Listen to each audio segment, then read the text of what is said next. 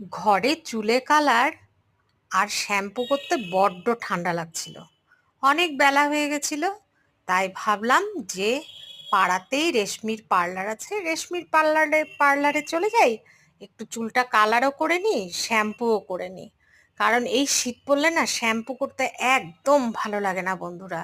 মানে ওই গরম জল করে তারপরে চুলে শ্যাম্পু করো, এ এক বিরাট ঝামেলার কাজ মনে হয়।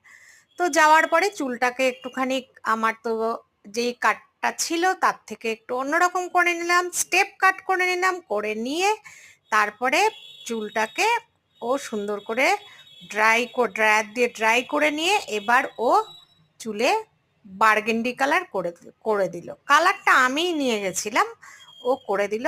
আর তারপরে সুন্দর করে চুল ধুয়ে দিয়ে চুলের এই যে সুন্দর করে চুলটা সেট করে দিল। তো সবাই ভালো থাকবেন, বাই।